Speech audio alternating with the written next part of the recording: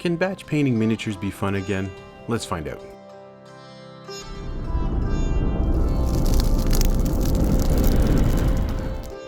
Batch painting miniatures or an army can be a very tedious job, so when you're looking at just a small pack like this, what can you do to make your army or just your miniatures look a bit different? Well, how about adding some shades? So this is what we're going to be doing in this video. We're going to start off, we have one miniature that's going to be just primed in Brainmatter Beige. The other ones are all primed in Brainmatter Beige, but we're using soft tone. We're going to be using light tone. We're going to be using dark tone as well. And what we're going to be shading these before we paint them with speed paints. We're also going to use strong tone and of course mid brown. Now it is not considered a tone, but it is a wash, and this one's got a very pink look to it, very interesting. So what we're going to do is we're going to take all of these 6 miniatures, starting off with the one that's primed in Brainmatter Beige, and we're going to paint them with the exact same speed paint on all 6 of them. And we're going to see if they come out looking a bit different just because of the shading that they have underneath instead of shading on top afterwards. Because usually a shade or a wash or anything like that is usually what you're supposed to put on after you paint your miniature. But if you're using speed paints, you're supposed to already be getting that shading effect by it going into the recesses, being darker in there, and then highlighting the top areas where it is lighter and creating that light and dark effect. And especially like you saw in the Brainmatter Beige, this runic gray just made it almost blue, right? And now if you're looking at the next one, now I'm not going to remember exactly which miniature is what, like who's getting painted with what and so on and so forth. So you'll have to just keep an eye on that. I think now we're doing the soft tone, and as you can see, the runic gray just makes a huge difference on having that shade underneath, because look how not blue it really is. And then if we go on to the light tone, which is even more yellow than the soft tone, this, when it dries, you're going to see later on, it almost becomes greenish because it's tinting what's underneath, right? Like especially runic gray. This is why I decided to go to runic gray. Plus the Orc Flayers here have a bluish skin to them. Now I'm not painting the leader, he's just going to be painted off screen, and I'll show some pictures of him on my Instagram so you can go check that out, because I just wanted to focus on the 6 exact same miniatures. Now what this is cool is this is actually one of my subscribers, I think he's a subscriber, I hope so, if not you better subscribe, asked to do a video where I show what speed paints do on top of different washes. Now eventually I'm going to do the same thing with the Citadel shades. I've done it before, I believe with the big the big fatties from Zombicide 2.0, I believe, where I tried some of the new shades on them I don't even know what kind of primer I'd used. So I think, I don't know if you can find that video, go ahead and take a look at it. It's in all my videos there, and I think I just try to shades though, and then eventually I paint with contrast paints over them, but I don't think it gives a fair, accurate description of what, because I don't think I use a basic, I don't even think I use white as a primer, I don't remember anyways. So here I'm trying to show you guys that, you know, batch painting is long. Here there's only 6 miniatures, but if you have an army like in Conquest, you're going to have 12 of the same guys pretty much. You're going to want them to be, you know, uniform somewhat. You have Space Marines, you might have 20 of these guys to paint. They're all blue. But what if you put a different undertone on them? What if you put different shading first on a white or Brainmatter Beige? You know, I find Brainmatter Beige is one of my favorite now primers when I use a spray can. If not, I'm doing a zenithal highlight with my airbrush, which is black and white. Now, would a zenithal highlight be any different too if you shaded it differently? There's another video. Anyways, if you guys have any suggestions for videos you want to see on this channel, because I want to make this channel grow and pop and become something that people look forward to, and not being the type of people that are going to try and paint master class paintings. I don't teach that because I don't know how to do it. I'm not that great either. I just love how my miniatures come out because they're simple. And they're made for the table. They're meant to be played with. They're not meant to show on a showroom or be displayed in a display case. They're for fun, and this is what I hope you guys enjoy when you paint your miniatures, that you're having fun with it. It is a whole new world when you come to painting, and you can be exhausting looking at videos on YouTube of people doing every little detail of a miniature, spending almost 6 hours on one mini.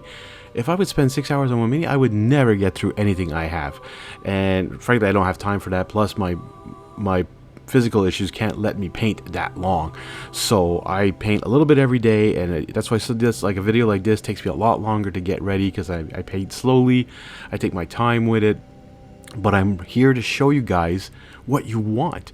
And I know that I do a lot of also one-offs, like I'm gonna paint this guy this way and so on and so forth. But if you have video ideas, if you want to see more airbrushing videos of a noob like me using an airbrush and figure out how to do it, go ahead. If you want to see some more types of zenithal highlights, instead of just being black and white, maybe we could do a dark blue with a light blue. Will that do something different? Should I use air paints on top of a zenithal highlight, but not in an airbrush?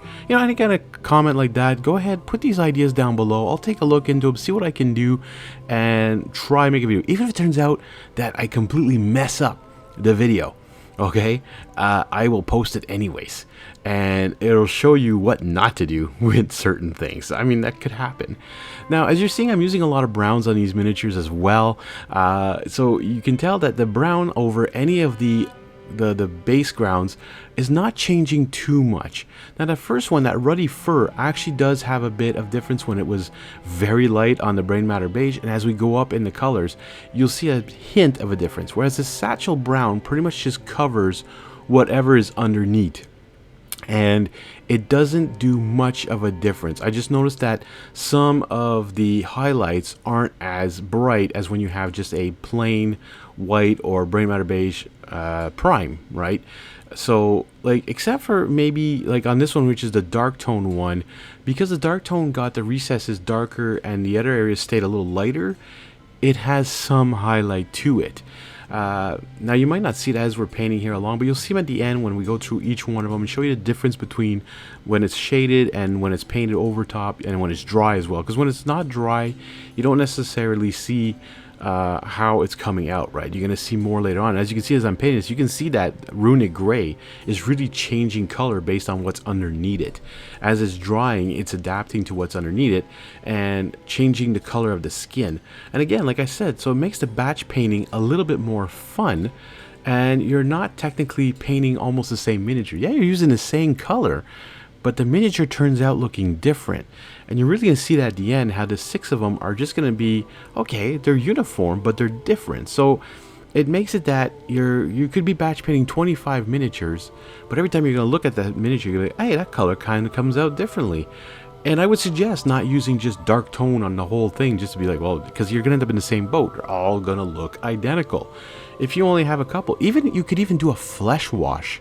Okay, you could do, they have 3 skin washes as well that are of dark, light, and soft or something like that. I remember they came in a skin tone pack. Try those out. Or if you want me to try them out first and make myself look stupid on YouTube, go ahead. I will go comment that, and I will do those kind of videos. I don't mind trying this out. I still got a bunch of Massive Darkness 1 mobs left to paint for Massive Darkness 2, so I'll crack on some Brainmatter Beige, or I'll even slap chop. I wonder how slap chop will be. I've done it, I think, with a couple other miniatures where I've slap chopped and then dipped them in that Vallejo wash just to see what that would give. Or I think I did a Zenithal Prime and then dipped them in that wash. So I think that was with the Plague Doctor and a Vestal from Darkest Dungeon. So if you haven't seen that video, go take a look for that one as well. But I can do that in a batch like this where it's all the same miniature and we'll see the different effects, right? I could do a dip, a not dip, a wash, a zenithal, and a slap chop, and really show all the different methods of underpainting, and even maybe some, like I said, some different colors of underpainting and stuff like that. So if you guys like that, hit that subscribe button. If you're new to the channel, like most of you are, hit that like button if you're liking my videos, because again, I'd love to see this channel just grow or explode. I don't know how I can make it explode more. I mean, I'm almost at, what, I'm just past the 1,800 subscribers, which is amazing for me. I'm such a small channel, but, you know, I give a lot of time to my videos, so I'd like to see a lot of appreciation for these videos, and, you know, it's just love the fact that you guys are here watching them. And also sit through the videos, watch them all, don't just skip ahead and not, okay, he's talking about something else, he's not talking about how he painted, I saw him put the skin on, and I know painting videos can be long and boring sometimes, but I'm trying to make it that I talk through it to show you guys that there's other stuff that you can talk about like this, like Massive Darkness. What is that game?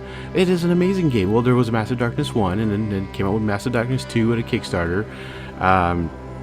They are amazing games. The second one just brings them both together. You can use the original tiles, you can use the original miniatures.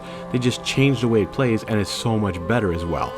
And it is a great game to play. So if you haven't played it, go take a look at it. Find someone. I have a couple I think I have a playthrough of it one time here on the channel. I'm not even sure if I do. If I don't, is that something you'd like to see? Do you want to see more playthroughs of board games as well? Would you like to see that as part of the channel? Or you know, like, just again, comment down below, hit that like button, just blow up these videos and get YouTube to find me, because of course I don't have my ads on, because anyways, I won't get into the details about that, but you know, just you guys liking and subscribing is and commenting is what makes YouTube find my videos when people are searching for stuff. And I'd like to see all these new viewers just hit that subscribe button and say, hey, this guy is great. He shows us how to paint just like normal people would paint, not freaking artists that are getting paid to paint their miniatures. I don't get paid to paint miniatures. I just love painting miniatures, and that's what I want you guys to do and have fun doing it. And that's why these different videos of, will it green, will it blue, will it purple, will it, you know, orange, will it brown? Like, I haven't done, I don't think, blue and purple and orange, but anyways. Or I sort of did the blue with the Frozen Horror there from Hero Quest. Anyways, so here we go. And the last thing I'm going to be doing now on these miniatures is actually not using a speed paint. It's going to be using dry rust, because they had these like sort of rusty brownish orangey steel blades. I don't know what happened to these blades, but they're weird, and I want to see what an effect would do, because if you water it down a bit, it can become a glaze, or it can become like a speed paint or a wash, and I want to see how it affected on each of these also. And it does make a difference. Some of them end up darker, some of them end up lighter, some brighter. Alright, and this is how we're going to finish off all these 6 miniatures with this dry rust effect from the Army Painter. If you don't have this paint, it's a really good paint to have. I would suggest getting it. It's always handy for rusty stuff. Alright, so we're looking at the Brainmatter Beige here. Look at the difference. Look how bright the speed paints come out with this. Especially that runic gray just makes it look blue. It's like showing the skin like as it is. The soft tone, you can see, gives it more of a beigey color, a little bit earthy tone to it. A bit darker, even some of the browns. Yeah, and the light tone even more different, because it's so much lighter that it makes the brights brighter. So like the pallid bone and the runic gray really pop here as well. The dark tone just darkens down the color, which is really cool, because you're not going to have the bright effect of a paint, right? You're just going to have the darker effects. The strong tone sort of does the same thing, but adds a bit of brown to it.